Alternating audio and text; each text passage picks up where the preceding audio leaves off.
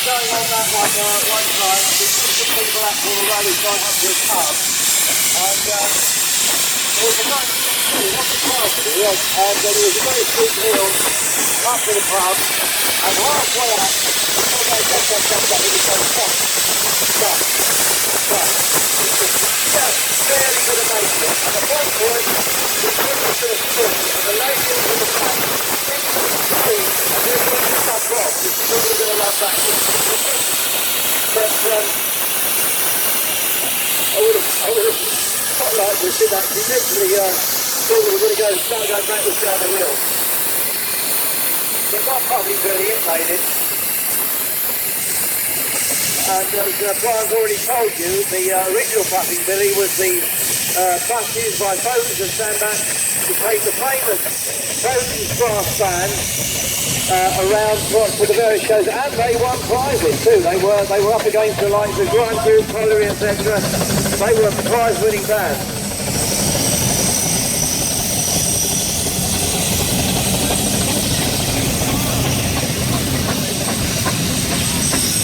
I'm not sure which engines we're going to get left in the arena. I just talk a little bit about steering. You'll find when you get on there, it's not like steering a car, obviously, because the way of steering these engines in the main, there are exceptions, but in the main, is what we call chain and bobbin steering. This is a worm drive that goes across, horizontally across the engine there, and then the chains to the front wheel. Now, there's a certain amount of slack in those chains. There has to be, because otherwise, if you hit a bump or something, the chain might snap. So to start with, it's a bit disconcerting because you turn that little wheel up there, that's the whole turn round and nothing happens. But you've got to turn that wheel quite a bit to get that to go round the corner, and as soon as you've gone round the corner, you start turning it the other way. But because of the ratio of the steering that's there, and it might be a big heavy engine, 20 odd tons, in general that's quite easy to do. You're not literally forcing those wheels round. The wheel will go round quite easily, and then you wind it back again quite quickly. You'll soon get the hang of it.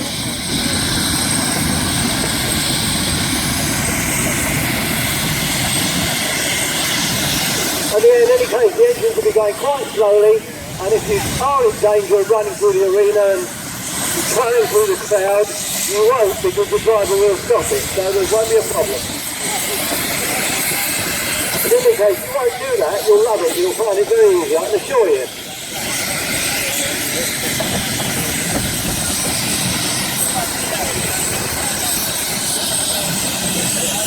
So I see we've got quite a queue of people there, ready to go on, and our organiser, I don't know the gentleman's name, sorry, he's standing in the front there with his arm up. He'll take your donations and get you safely on board the engine. After that, listen to what the driver tells you, and you'll be as right as rain. But you'll be up there and you'll see that engine going round in front of you. Before your very eyes, you'll see the thing working, and you'll get the feeling of the power under your feet, and the heat from the fire will be on your legs. You'll feel it, so you really know what it's like to be on a steam engine.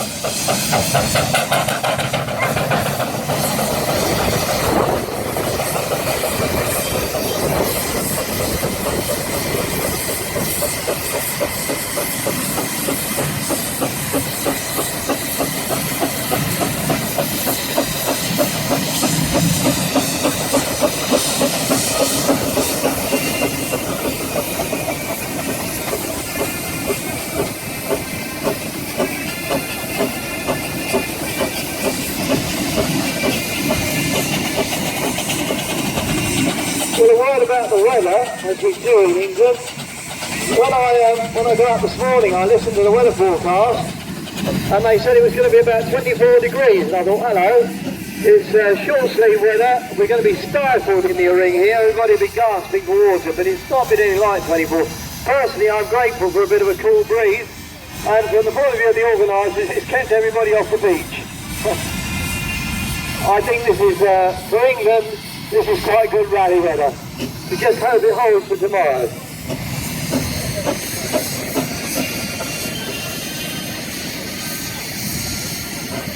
But those of you, particularly ladies, who come in short sleeved dresses, will probably be wishing they bought a Woolly. Well, that's England for you, isn't it? At least we haven't had to put the max on. Am I tempting fate? But I won't. You didn't hear me say that.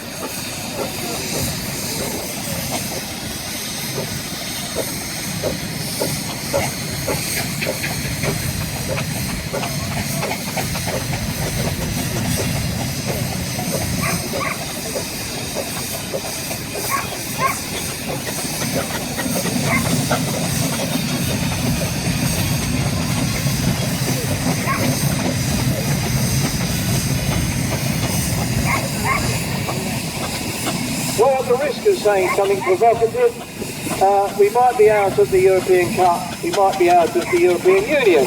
And whatever you think of that is your own thoughts, and I'm not going to say what mine are for sure. But in the arena today, we've seen the finest engineering that Britain can produce.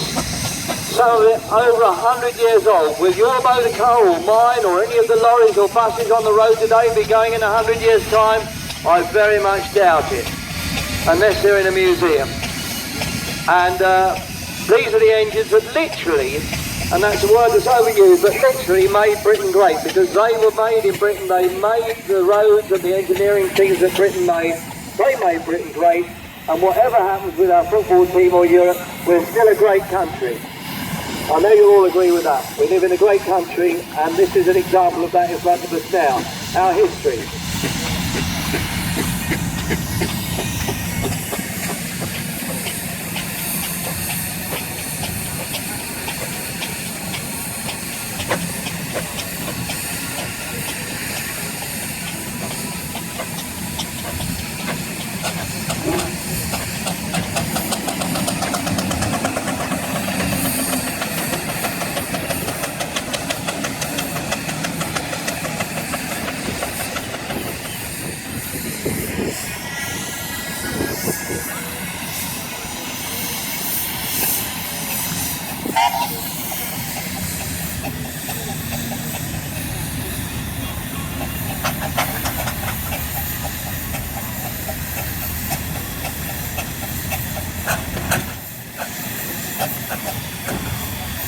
But in order to keep our history going, we have to keep it going for the next generation. And I'm pleased to see that in the queue for the engines there's quite a lot of young people. And I know with, again, going back to the Jessup collection, we've had some young volunteers as young as 12 years old, 14 I should say, that have started on the engines and have gone on to a full-time engineering apprenticeship. My son started with engines when he was about 7. Poor lad didn't get much choice because I was dragging him around the rally fields doing the commentaries and they would organise the rallies, etc. He started with engines when he was about 7. With the Mavos, the Belescos, that young lady of 11 I told you about earlier. And then he was on a rally field with a little engine under the care of somebody else at that age. He's grown up with it all his life, and he's now a trustee of a collection which owns 11 steamroller locomotives and at least 1 steam railway engine, and he's got his own steamroller. And he's now 41, but he won't mind me saying that. Well, he probably will, but he can't hear me anyway. So he's been with it since he was 7 years old, and it's the next generation that we're handing this on to. So I'm pleased to see that there are lots of young people, both male and female, who are queued up to go on these engines and who are actually on the engines now under the guidance of their parents or perhaps a relative, and enjoying the hobby, and will take it forward when old geezers like me are long gone.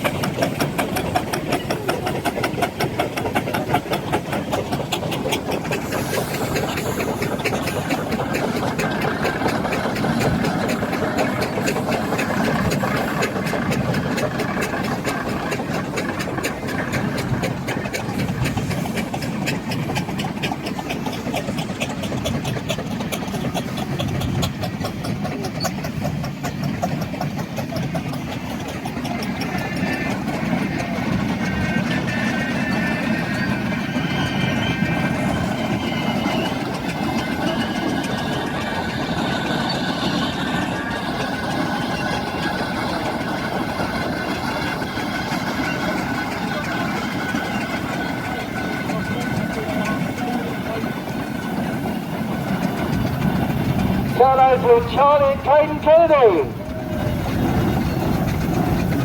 They're on the roller now.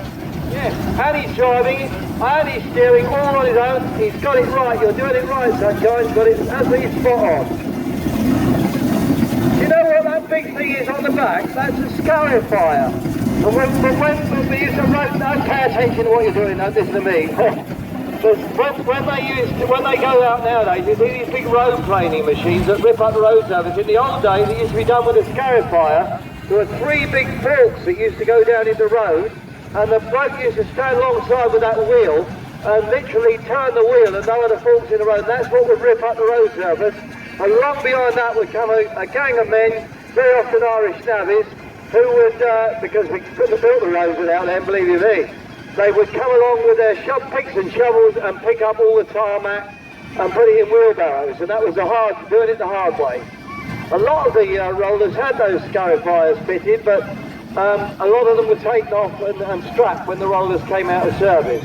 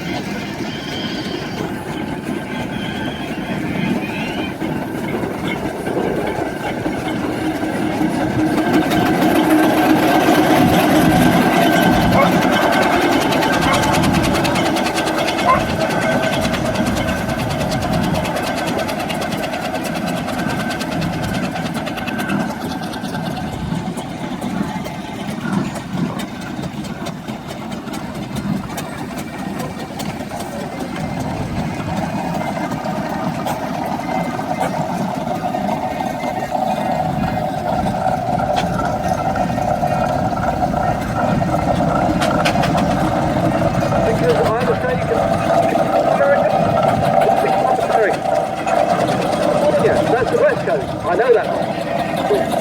That's what the surfing is. Yeah? Yep. Do you live over there? Yeah. Apparently you're quite keen on steam engines. Great, so am I. You might have gathered that.